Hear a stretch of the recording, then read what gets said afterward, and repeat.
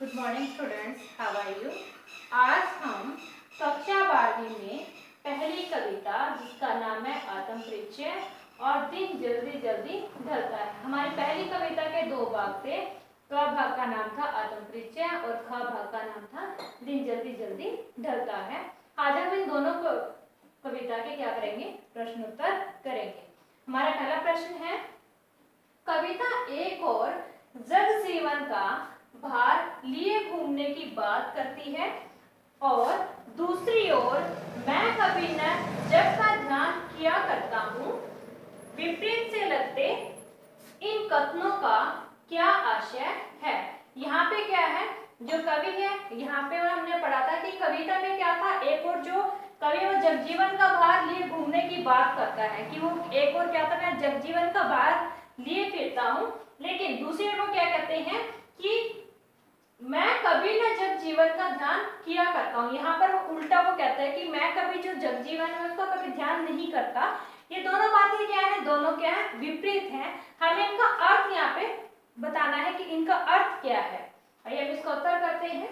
कविता की प्रथम पंक्तियों में जग जीवन को भार मानने में कवि का आशय यह है कि यहाँ पे वो पहली पंक्ति का अर्थ हमें बता रहा है कि जो पहली पंक्ति थी कि जग जीवन को भार मानने की जो बात की है कि उसका अर्थ यहाँ पर क्या है कि संसार में दूसरों को खुशी ना दे पाने के कारण यह बोझ लगने लगता है। वो क्या कहते हैं कि जब हम संसार में, दुनिया में दूसरों को खुशी ना दे पाए, कि दूसरों को हम अपनी तरफ से कोई खुशी ना दे पाए, हमारे उससे किसी को दुख, बहुत ज्यादा दुख हो जाता है, तो कहीं ना कहीं हमें क्या लगता है कि ये जो हमारा जो जीवन है वो हमारे लिए क्या है, बोझ हो जाता है, हमें बोझ लगने वो लगता है।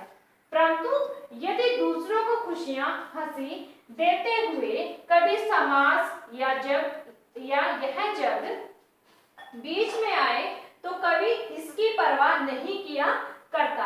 अब वो क्या है, पहले उसने कहा कि अगर हम संसार में किसी को खुशी ना दे पाए तो हमें अपना जीवन क्या बोझ के समान लगने लगता है।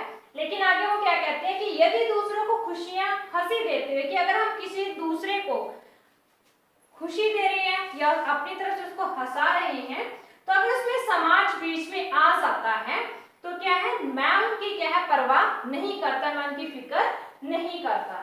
अर्थात कवि के लिए दूसरों को आनंद व हंसी प्रदान करना ही जीवन का लक्ष्य लगता है। यहाँ पे जो कवि है हरिवंश राय बच्चन, वो क्या कहते हैं कि दूसरों को आनंद व हंसी प्रदान करना, कि दूसरों को क्या आनंद देना और खुशी देना, हंसी देना, मुझे क्या लगता है कि यही मेरे जीवन का क्या है, लक्ष्य है कि मैं अपने जीवन में ऐसे काम करूं जिससे क्या दूसरों को खुशी मिले, दूसरों को हंसी मिले।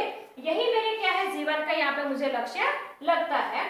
जिसके बिना जीवन को बोझ मानता है और जो जग बीच में आए उसे रुकावट मानता है। यहाँ पे कवि क्या कहता है कि अगर हम किसी को खुशी नहीं देते तो उससे हमें क्या लगता है, अपना जीवन बोझ लगता है, और जब बीच में आए तो उसे रुकावट मानता है। अगर हम खुशियां दे रहे हैं तो अच्छी बात, अगर हम उसको खुशियां नहीं दे रहे तो हमें अपना जीवन क्या बोझ लगता है। अगर खुशियां देते हुए हमारे बीच में संसार आ जाता है तो वो क्या है, उसके लिए वो संसार को क्या मानता है, एक बाधा मानता है, एक रुकावट मानता है। आगे हम दूसरा प्रश्न करते हैं। जहां पर दाना रहते हैं वहीं नादान भी होते हैं, कवि ने ऐसा क्यों कहा होगा। हमने यहाँ पे दाना का अर्थ अपनी कविता में पढ़ा था। दाना का अर्थ होता है समझदार, नादान का अर्थ क्या होता है, ना समझ। यहाँ पे कवि हमसे क्या पूछना चाहता है कि जहां पर समझदार लोग रहते हैं और वहीं पर क्या है, नासमझ लोग भी रहते हैं, कि कवि ने ऐसा क्यों कहा। यहाँ पे इसका अर्थ पूछते हैं। कवि कहता है कि जहां पर समझदार व्यक्ति रहते हैं वहीं पर कवि यहाँ पर क्या कहना चाहता है कि जहां पर समझदार व्यक्ति रहते हैं, कि जिस समाज में समझदार व्यक्ति रहते हैं और वहीं पर क्या नासमझ व मूर्ख व्यक्ति भी निवास करते हैं, वहीं जहां पर समझदार लोग रहते हैं वहां पर क्या है, नासमझ और मूर्ख व्यक्ति भी रहते हैं। क्योंकि यदि सभी एक समान होंगे तो किसी को भी समझदार या नासमझ नहीं कहा जा सकता।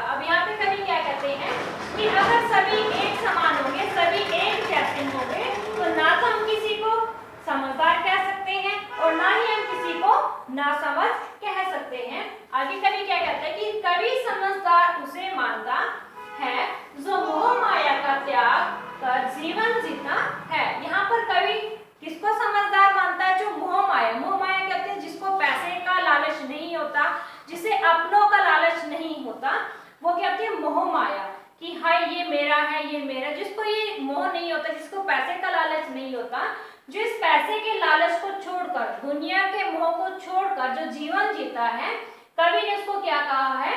समझदार कहा है।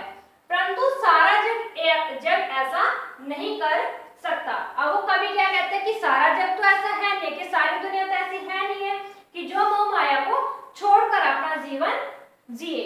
उसके बाद कवि क्या कहता है? इसीलिए कवि ने दाना व नादान दोनों की बात कही है। वो कहते हैं कि इसीलिए कवि ने क्या किया? नासमझ की भी बात की है और समझदार की भी बात की है, ताकि हमें पता चले कि समझदार कौन है और नासमझ और मूर्ख कौन है। उसके बाद अब हम तीसरा क्वेश्चन करते हैं। शीतल वाणी में आग के होने का क्या अभिप्राय है? कि यहाँ पर हमने पढ़ा था कि शीतल वाणी में आग लिए फिरता हूँ, ये हमने पंक्ति पढ़ी थी। अब उस पंक्ति का यहाँ पे क्या अर्थ है और कवि उससे हमें क्या समझाना चाहता है, हम करते हैं इसका उत्तर। मधुर आवाज में उत्साहपूर्ण क्रांति की भावना को कवि ने शीतल वाणी कहा है। अब यहाँ पे क्या है कि जो मधुर आवाज की, हमारी जो आवाज है वो बहुत ज्यादा क्या है? मधुर है। और उस मधुर आवाज में क्या? उत्साहपूर्ण क्रांति। उस मधुर आवाज से क्या है?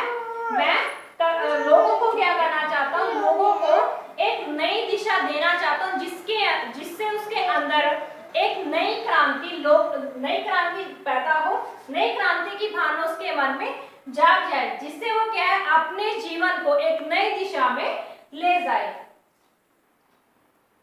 शीतल वाणी में आग कहकर पुकारा है, मन में क्रांति व शत्रुओं के प्रति वीरता दिखाने की भावना मन की आग रूप में कवि ने मानी है। अब यहाँ पे वो क्या कहता है कि मन में क्रांति और शत्रुओं के प्रति वीरता, कि जो हमारे मन में, मैं ऐसे मन में भाव भरना चाहता हूँ जिससे क्या है? मनुष्य के मन में कुछ करने की जिज्ञासा पैदा हो जाए। उसके बाद क्या? शत्रुओं के प्रति वीरता, कि जो हमारे शत्रु हैं उनसे डरे नहीं, उनका निडरता से क्या करें? सामना करें, उनके सामने अपनी वीरता का प्रदर्शन करें, दिखाने की भावना, कि हमें उनकी अपनी वीरता दिखाने की भावना पैदा करनी चाहिए। मन की आग रूप में कवि ने मानी है कि अगर हमारे मन में ऐसी आग है कि हमें, जिससे हम क्या अपने शत्रुओं का सामना कर सकते हैं। आइए अब आगे हम करते हैं अपना चौथा प्रश्न। बच्चे किस बात की आशा में नीडों से झांक रहे होंगे? हमने कविता में पढ़ा था कि बच्चे के आशा से, अपने घोंसलों से, नीडों का यहाँ पे अर्थ था घोंसलों से क्यों झांक रहे, उनको क्या आशा है, कि वो किस वजह से, क्या ऐसी वजह है जिससे वो क्या घोंसलों से बाहर बार बार देख रहे हैं। आइए हम इसको उत्तर करते हैं। बच्चे कुछ पाने की आशा में नीडों से झांक रहे होंगे, कि जो बच्चे हैं उनको एक आशा है कि अगर हम घोंसले से बाहर देखेंगे शायद हमें कुछ खाने को मिल जाए। उनके अंदर एक उम्मीद है, वो एक उम्मीद के साथ क्या करते हैं? अपने नीडों से, यहाँ पे नीडों का अर्थ है घोंसलों से, आशा के साथ घोंसलों से क्या बार बार बाहर झांक रहे हैं या देख रहे हैं। चिड़िया के द्वारा उन्हें दाना पानी खिलाने की आशा से अपने घोंसलों से झांकते हैं। अब यहाँ पे क्या है कि जो चिड़िया है वो दाना लेने के लिए गई हुई है और उसके बाद चिड़िया के द्वारा उन्हें दाना पानी खिलाने की, वो क्या है? जो चिड़िया है वो एक आशा के साथ अपने बच्चों के लिए क्या है? दाना लेने के लिए गई है, कि उसको आशा है कि अगर मैं अपने घोंसले से बाहर निकलूंगी तो कहीं ना कहीं ऐसी जगह होगी जहां पर मुझे अपने बच्चों के लिए जो दाना है वो मिल जाएगा। उसके बाद वो कहते हैं कि चिड़िया के द्वारा उन्हें दाना पानी खिलाने की आशा से अपने घोंसलों से झांकते हैं। अब वो क्या, ये हुई चिड़िया की बात, के दाना लेने के लिए आशा से निकली है। उसके बाद जो बच्चे हैं उनको आशा है, उनको एक उम्मीद है कि जो चिड़िया है वो क्या है? कहीं ना कहीं से हमें दाना लाकर, हमें पानी लाकर वो अवश्य खिलाएगी और पिलाएगी। इसीलिए वो क्या है? अपने घोंसलों से वो बार बार बाहर झांक रहे हैं। और आगे वो क्या कहते हैं कि यात्री के बच्चे भी उसके इंतजार में अपने घरों से बाहर देखते रहते हैं। अब आगे हम क्या बात करते हैं, यहाँ पे हमने चिड़िया की बात की है, आगे अब हम इंसान की बात करते हैं कि अगर इंसान कहीं बाहर गया है तो क्या उसके बच्चे जो होते हैं इंसान के, वो क्या उनको एक इंतजार होता है कि कहीं ना कहीं हमारे पिताजी क्या शाम को घर पर वापस आएंगे। अब उसके इंतजार में वो क्या करते हैं, अपने पिता के आने की आशा में वो क्या करते हैं, अपने घरों से क्या बाहर जाकर बार बार वो देखते रहते हैं। अब आगे हमारा है 5वां प्रश्न, दिन जल्दी जल्दी ढलता है कि आवृत्ति से कविता की किस विशेषता का पता चलता है। अब हमारी जो दूसरी कविता का भाग था वो क्या था, दिन जल्दी जल्दी ढलता है। अब हमसे यहाँ पे पूछा गया कि जो दिन जल्दी जल्दी ढलता है, कि जल्दी जल्दी जो शब्द आ रहा था बार बार यहाँ पे दिन जल्दी जल्दी ढलता है, ये जो पंक्ति वो बार बार हमारी उसमें कविता में आ रही थी, यहाँ पे इसका अर्थ क्या है, आइए हम इसका उत्तर करते हैं। इस पंक्ति दिन जल्दी जल्दी ढलता है में कवि इस विशेषता को प्रकट, यहाँ पे वो क्या है कि जो दिन जल्दी जल्दी ढलता है उसकी विशेषता में वो बताना चाहते हैं, विशेषता को प्रकट करना चाहता है कि सुख का समय शीघ्रतम समाप्त हो जाता है और अंधकार में दुख का समय आ जाता है। यहाँ पे कवि क्या दिन जल्दी जल्दी ढलता की जो विशेषता वो हमें बताना चाहता है कि वो कहता है कि जो सुख का हमारा समय होता है वो क्या शीघ्रतम, कि वो जल्दी से क्या होता है खत्म हो जाता है, वो जल्दी से समाप्त हो जाता है, लेकिन जो हमारा दुख का जो समय होता है वो क्या समय वो बहुत ज्यादा समय तक रहता है। अब आगे वो कहना चाहते हैं, इसका अर्थ क्या है कि जो दुख है वो हमें लगता है कि हमारे जो सुख थे वो कुछ समय के लिए आए थे, बहुत कम समय के लिए हमारे पास सुख आए थे, लेकिन जब हमारे जीवन में दुख आ जाते हैं तो हमें क्या लगता है कि हमारे जीवन में सिर्फ क्या है, दुख रह गया, सुख तो हमारे जीवन में है ही नहीं। इसलिए दिन के जल्दी जल्दी ढलने से पहले कवि अपने लक्ष्य तक पहुंचने का संदेश देता है। इसलिए यहाँ पे वो जो कवि है हमारे बच्चन जी वो क्या कहते हैं कि दिन के जल्दी जल्दी ढलने से पहले, कि क्या जो दिन है वो क्या अपने समय के अनुसार वो चलता रहेगा, वो किसी के लिए रुकता नहीं है, कि जो दिन है उसके ढलने से पहले हमारे जो जीवन का जो लक्ष्य है, जहाँ पे हमने अपनी मंजिल को निर्धारित किया कि हमने उस मंजिल तक पहुंचना है, हमें दिन के ढलने से पहले क्या अपने लक्ष्य तक पहुंच जाना चाहिए। यहाँ पे जो कवि अब हो गया है हमें यही संदेश देता है कि जो हमने लक्ष्य निर्धारित किया है दिन के ढलने से पहले हमें अपने लक्ष्य तक पहुंच जाना चाहिए। उसके बाद कवि कहते हैं कि कवि का मानना है कि दुखों के आने से पहले सुखों को मस्ती व मौज के साथ अपनाना चाहिए। आगे कवि हमें क्या कहते हैं कि जो दुखों के आने से पहले, कि जो हमारे पास सुख का जो समय है, जब हमारे पास बहुत सारी खुशियां हैं, हमें उस समय को क्या करना चाहिए, मस्ती से जीना चाहिए और मौज के साथ उसको अपनाना चाहिए।